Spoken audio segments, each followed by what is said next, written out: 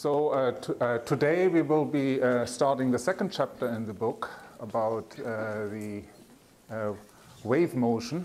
And the picture I'm showing here is actually from a tsunami, so one of the more dangerous kinds of wave motions. So last time I showed you that if you take a steel wire and supply some tension, then it is capable of transmitting waves, and you can actually see that. And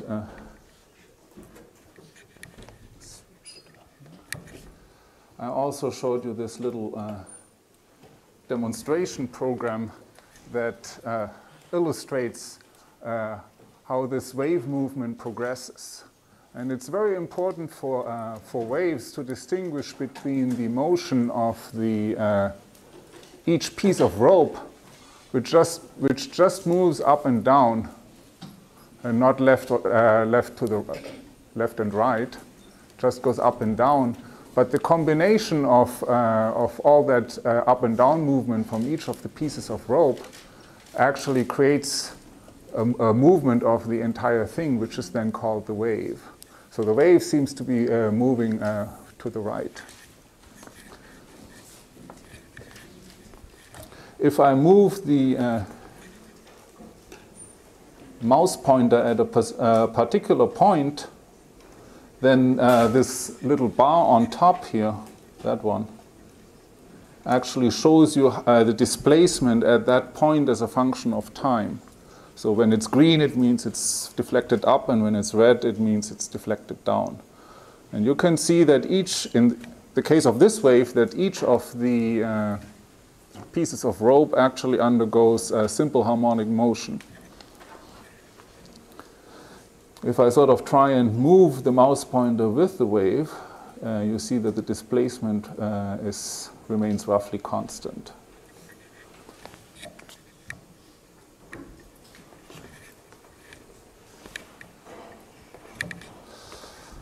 So coming back to the experiment of 2 days ago, as I said, the wave velocity is different from the velocity of the chord, and we can characterize the wave just like we did for the simple harmonic motion by various parameters. We could define an amplitude, which is the maximum deviation from the rest position. We can define a wavelength, which is the distance from crest to crest or from trough to trough.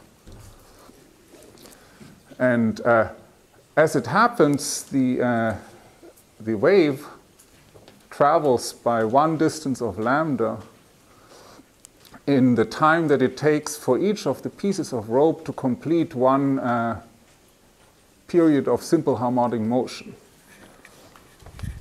So we travel by one lambda in the time period of t, and therefore we can measure the speed with which the crests travel to the right. That velocity is simply the frequency times the wavelength lambda, or the wavelength lambda divided by the period of t. And since the frequency is the inverse of the period, those two formulas are equivalent. So the driving force behind the movement of the wave is actually the tension in the wire. So there are two parameters that determine this speed of the wave. One is this tension, and the other part is sort of what we had as the mass in the problem with the mass and the spring.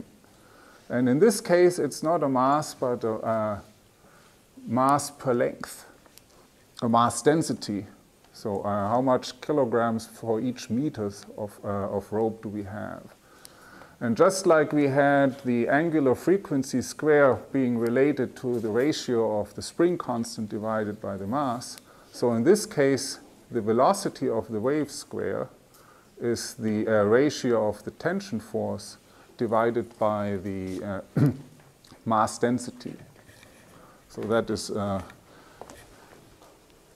very similar looking formula. So the next thing we might ask ourselves is, can we actually derive this formula simply from Newton's law? And it turns out to be not so hard. We simply assume that the Newton's second law, that if we know the force and a certain time period called little t here, then the product of those two must be the change in momentum.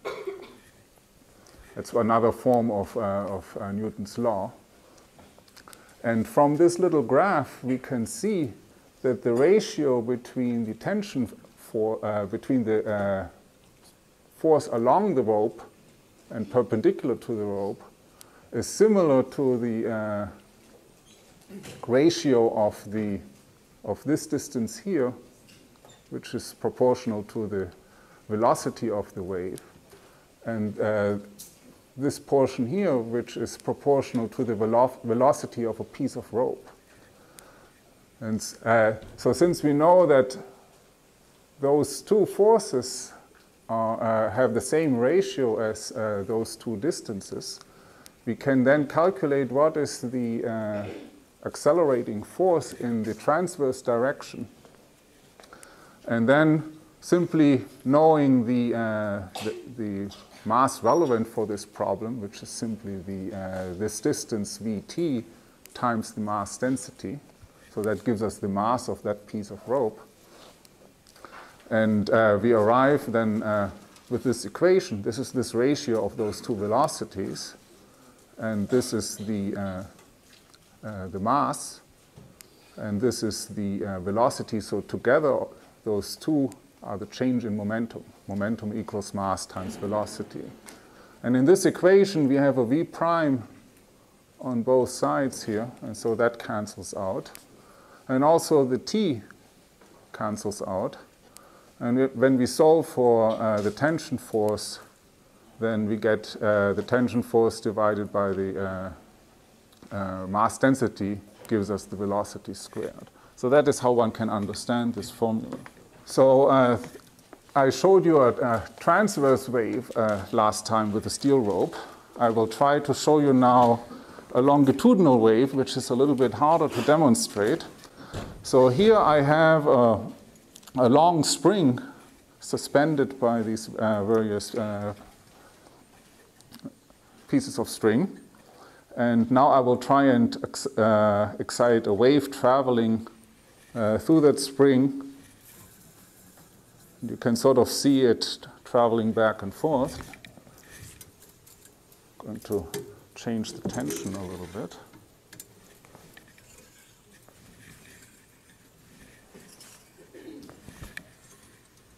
So in this case, the movement of the piece of spring is in the same direction as the movement of the wave.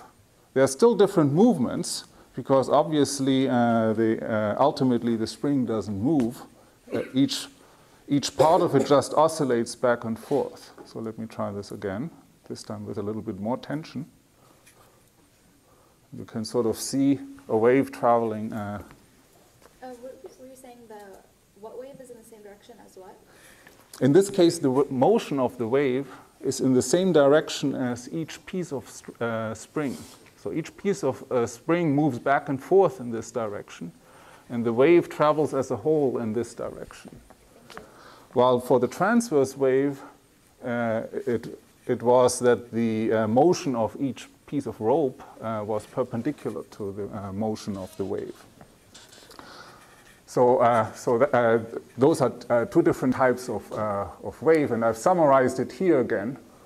So if I would try and move this spring like this, then you see that waves travel perpendicular to the motion of each piece of spring, while in this case, it goes in the same direction. And so in this case, we can sort of see a distortion of the spring, and in this case, we see a compression and an expansion of the spring. And in both cases, we have a formula like this, where the velocity is given as the tension over the mass density. For longitudinal waves, it tends to be something like some elastic modulus divided by the density, or some bulk modulus divided by the density, depending on what exact longitudinal wave it is. So if I go back to my simulation program, again kindly provided by Professor Casper, which is still running here, I can simply turn it into a longitudinal wave, where for ease of representation, the displacement is still indicated by on this axis as well, but the little arrows tell you how each piece of rope, or a piece of spring in this case, is moving. So a typical example of longitudinal waves are pressure waves, for example, sound. And what a sound emitter or loudspeaker, for example, in this case a drum, produces is volumes of compressed and rarefied air. So they are sort of indicated by darkly shadowed region and lightly shadowed regions on this slide. And so they alternate, and those volumes of compression then will wander to the left or to the right. And the wavelength is given in this case as the distance between successive compressions, for example. So the compression corresponds to the crest of the wave. Or if you plot the pressure as a function of the distance, then this would be the normal air pressure. And here we have the compressed air, and here we have the rarefied air. And so this is the crest, and this is the trough of the wave. And as shown on the previous slide, the velocity square can be calculated by the bulk modulus divided by the density. So let me now go through a little example. So let's assume we have an 80-meter long, 2.1 millimeter diameter copper wire that is stretched between two poles, and the bird lands exactly in the middle of the wire. And when it lands, it will send a small wave pulse both to the left and to the right. And those pulses reflect then at the poles and arrive back at the bird's location, 0.75 seconds after it landed. And the question is, how much tension is there in the wire, or what is the tension force in the wire? And to answer this question, we use this relation that the ratio between tension force and mass density equals velocity square, or that the tension force is the mass density times the velocity square. And now we need to actually look up a few numbers. We need the density of copper, since we are just given that it's a copper wire. So that is shown here. And from that, we can calculate the total mass. So we have an 80-meter long wire. Then we have this density factor. And then we have pi times the radius square. And we are given the diameter of the wire as 2.1 millimeters, and half of that, 1.05 times 10 to the minus 3 meters, is the radius of the wire. And if we do that, then we arrive at the total mass of the wire. And from the total mass of the wire and the length of the wire, we can get the linear density of the wire. So simply dividing those two numbers gives us 0.0308 kilograms per meter. We can also calculate quite easily the velocity. We know that the distance between bird and pole is 40 meters in both cases, for the left and for the right traveling pulse. But it needs to come back, so the total distance that each pulse travels is actually 80 meters. and we divide that by the 0.75 seconds that it takes for the pulses to arrive back at the location of the bird. And from that, we get the speed of the wave. And now all we have to do is we have to square this number and multiply it by the linear density of the wire, and we get the tension force as 353 newtons. Okay. So that is. So the question was, how do I arrive at this formula for the total mass? So we have a wire which, if we sort of look under it under a microscope, it looks like a cylinder. And that cylinder, it has a radius and a length. And in our case, the length is 80 meters. And the radius is 1/2 of the diameter. And the diameter is given in the problem as 2.1 millimeters.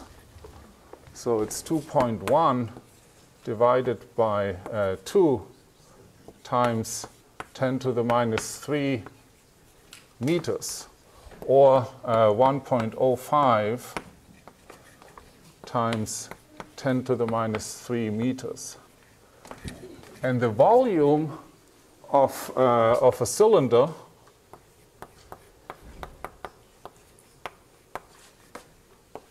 is the length times pi times radius squared. And the mass of the cylinder, or the wire, is the density of copper times this volume. So in other words, I need to multiply the length with the pi and radius square of the wire, multiply by the density of copper, and then I get the total mass of the wire. There are actually other waves than just longitudinal and transverse waves, more complicated systems. For example, the waves that you encounter at the ocean, they have features of both transverse and longitudinal waves. The actual water molecules, they move in circle or ellipses at the surface. So it's not as simple an up and down motion or forward and backward motion as it was for the transverse or longitudinal waves. Very deep under the surface of the water, however, it tends to be a more longitudinal wave than because there's no room for the water molecules to move up and down, since water cannot be compressed. And of course, here in California, we are very aware that earthquakes produce waves, and those can be very destructive. And the Earth actually produces both transverse waves and longitudinal waves. So if we have an earthquake, for example, at the opposite end of the Earth, then these waves will travel sometimes even through the core of the Earth and get reflected and refracted at various interfaces due to the complex structure of the Earth, and then arrive at our location here. And there's usually a time delay between those two modes of earthquake waves. So the next thing I wanted to talk about is the energy that is transported by waves. And obviously, anybody who has ever tried surfing knows that there's quite a bit of energy contained in waves. And the question is, how much? So what I'm going to use is, from the previous chapter, the energy of oscillations, of simple harmonic motion. So from that, you might remember that the energy, the total energy, was given as 1/2 the spring constant times the amplitude square of the wave. And this doesn't change as a function of time. Those are all constant with respect to time. Or we can, since we know that omega square equals k over m, we can also replace the k by omega square times m. Omega square was k over m, and therefore k k equals omega square m. So we can replace the spring constant with the mass times the omega square. And now we know how we apply that to a wave, because we can now define the mass in a piece of volume in a medium of density rho, very similar that we did with the wire here. So we consider a slab of material, so it has some surface area S and some thickness L. And the thickness that we assume is the velocity, the wave velocity, times some small time difference, which we call t. So since we know, as before, that the density is the mass per volume, we can then get the mass as the density times the volume. And so this is the density times the surface area S times this thickness L. And since the thickness L is the velocity times the time, then we get rho times S times V times T. And we can now define the average power of the wave. And power is energy per time. And all we have to do is plug in this formula for the mass into this equation here and divide out the time. And we arrive at 1/2 rho v omega square a square times the surface area. So this is a bunch of constants times the surface area, and we can actually form the ratio of this average power per surface area, and that ratio is called the intensity. So the intensity is power per surface area, and it is 1/2 rho v omega square amplitude square. Or if you prefer with using frequency, omega equals 2 pi times the frequency, so omega square is 4 pi square times frequency square. The factor of 1/2 goes away, cancels with 1 factor of 2 from before, and we get this formula here. And the really important thing to remember from this formula is that the intensity is proportional to the amplitude of the wave square. And that means that twice as high an amplitude means 4 times as intense. And if you enjoy surfing, that's maybe something you want to remember. So what happens if we assume a spherical wave, meaning that you have some emitter, some wave emitter sitting in the center, and waves go out in all directions in space? And since we know that the surface area of a sphere is 4 pi times the radius of the sphere square, and if we assume that the average power remains constant, that means that the intensity should be proportional to 1 over the radius square. Since the surface area grows with the radius of the sphere, the intensity should fall off like the inverse of the radius square of the sphere. And so the sphere that we are considering is has a radius between the source and where we want to know the intensity at. And from this proportionality, that the intensity goes like 1 over the radius square, or 1 over the distance square between u and the source, that means that twice as close means 4 times as intense. And that's also important to remember when approaching a powerful source of waves. So if you want to protect yourself, then going twice as far means you suffer only 1/4 as much. And we can we can compare the intensity at 2 points with distances r1 and r2, and that is just to illustrate this proportionality point. So the intensity ratio I at the distance r2 over I at the distance r1 is the ratio of those distances square. The amplitude at those distances r1 and r2 behaves differently, however, since we already know that the intensity goes like the amplitude square. And that must mean that the amplitude at distance r2 over the amplitude at distance r1 must be equal to the ratio of r1 over r2.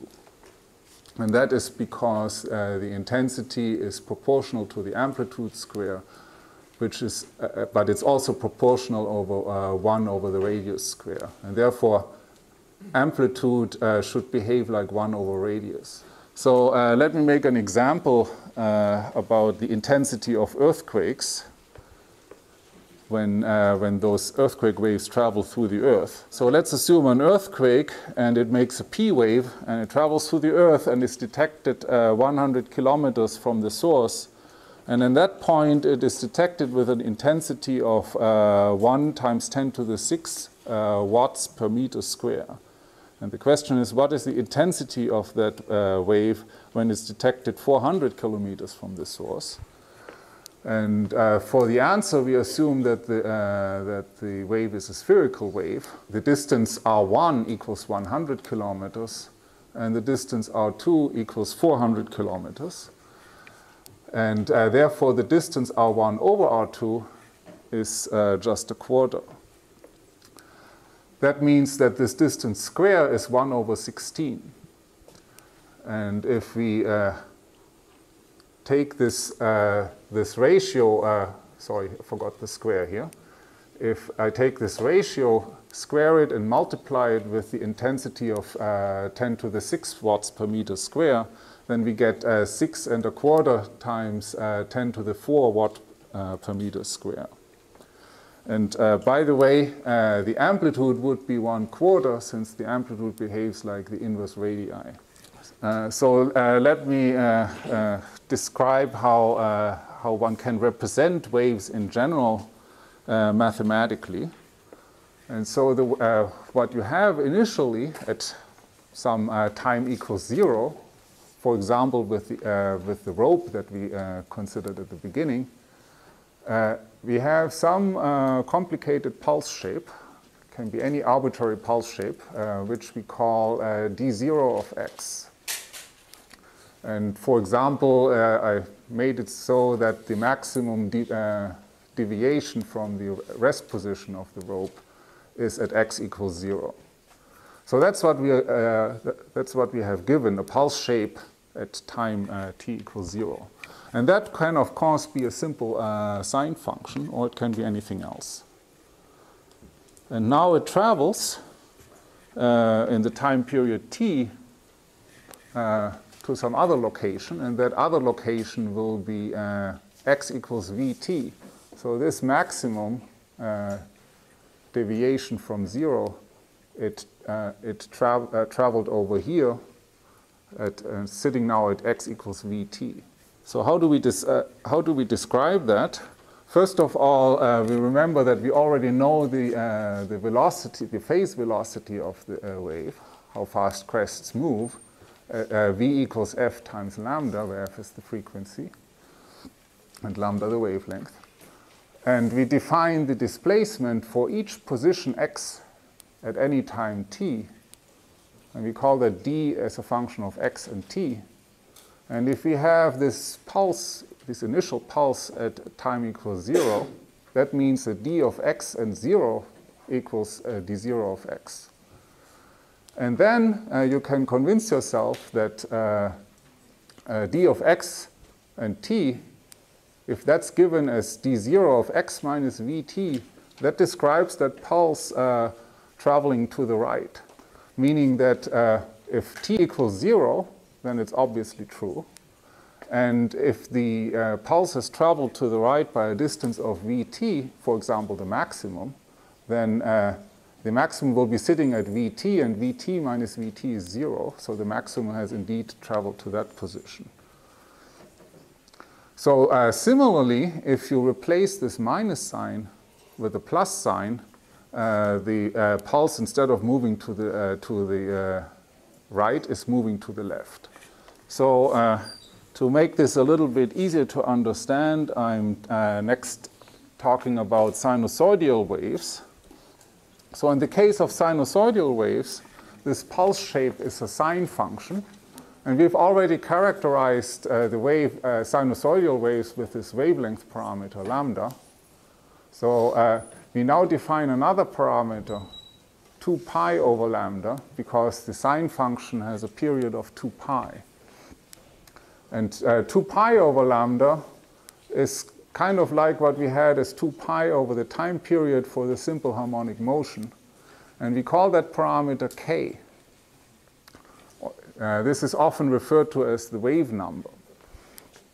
So that means that d0 is sine k times x plus an angle phi, just like we had for the simple harmonic motion. Then since we have this formula now, d0 equals a sine kx plus phi, we can then find an expression of what happens at any other time than 0. And we use v equals f times lambda, and we can say f equals omega over 2 pi times lambda, because omega equals 2 pi f. So we can replace f with omega over 2 pi. And that means that we have omega over lambda over 2 pi, or omega over k, also gives us the wave velocity. And using that, we can then calculate what is k times x plus or minus vt, which is what we need to describe the wave as a function of space and time. And when we do that, we arrive at kx plus minus omega t. So instead of having in the formula here just k times x, all we have to do is we have to add a term plus or minus omega t. Or in other words, for pulse traveling to the left or right, we get d of x and t is the amplitude times sine kx plus minus omega t plus phi. So let me give you an example about that, and with that we will conclude today. So let's assume that we have a long horizontal stretched chord and that oscillates with single harmonic motions with a frequency of 250 hertz, and thereby creating a wave traveling along it. And the left-hand end of that chord oscillates with an amplitude of 2.6 centimeters. The chord is under tension of 140 newtons and has a linear mass density of 0.12 kilograms per meter.